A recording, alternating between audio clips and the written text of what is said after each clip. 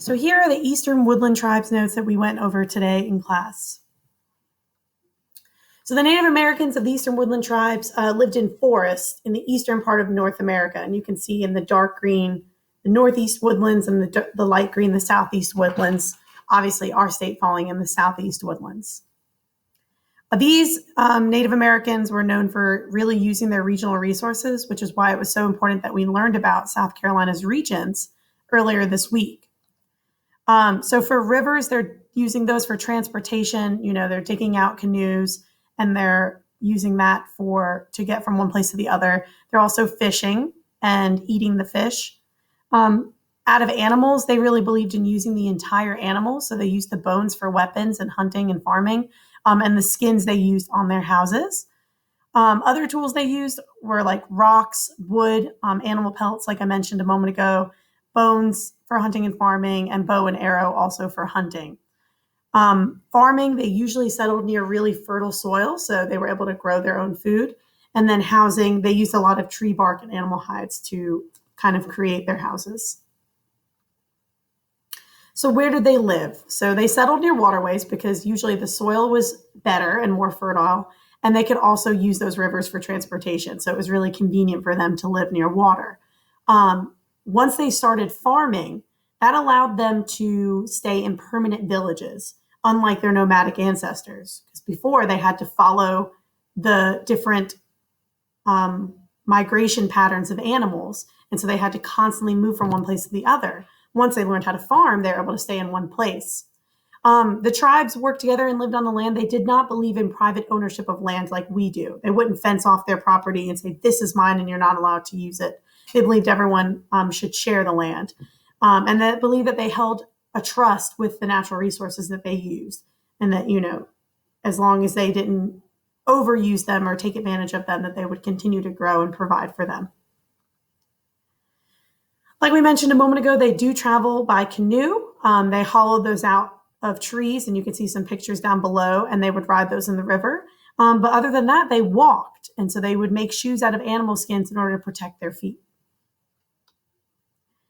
The Eastern Woodland Tribes communicated, they spoke Algonquin, and they preserved their history with storytelling. So there was no person that would write down their history. They would just tell stories like in the pictures below, and that would be how they passed down their history.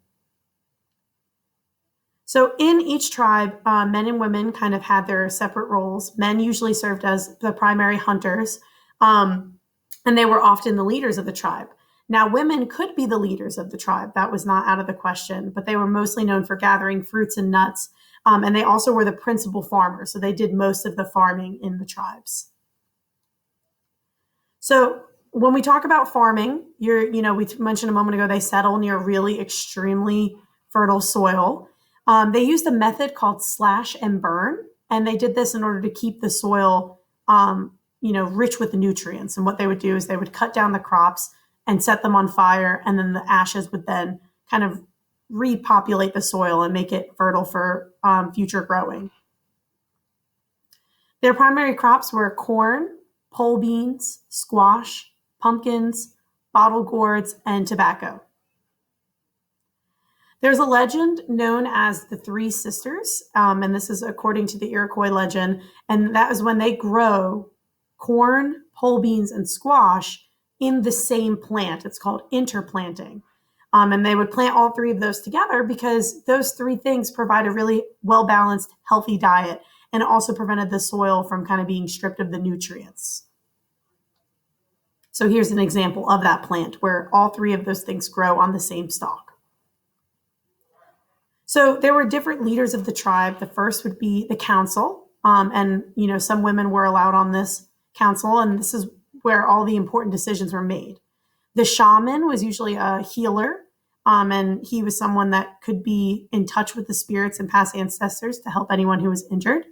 And they had a red leader, so a leader at the time, leader of the tribe while they were at war, and a white leader, a leader of the tribe while they were at peace. And so now we're going to talk about the three major Eastern Woodland tribes from South Carolina. The first is the Catawba, the Yamasee, and the Cherokee. The Catawba tribe are the river people. So anytime you hear anything about the Catawba tribe, I want you to think river. They lived primarily in the Piedmont region along rivers, And they lived in homes called wigwams. And these are made from wood frames covered with tree bark, grasses, and reeds. They surrounded their village with palisades, which is a fence for a defensive purpose. They usually ruled by council houses where leaders made decisions as a group.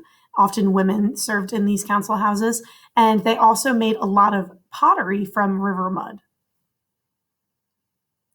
The Yamasee Nation, when you think Yamasee, I want you to think the beach or the coast, but they settled in the coastal zone really near the mouth of the Savannah River to escape the Spanish governments. They kind of came up from Florida, which is now Georgia, to escape the Spanish government.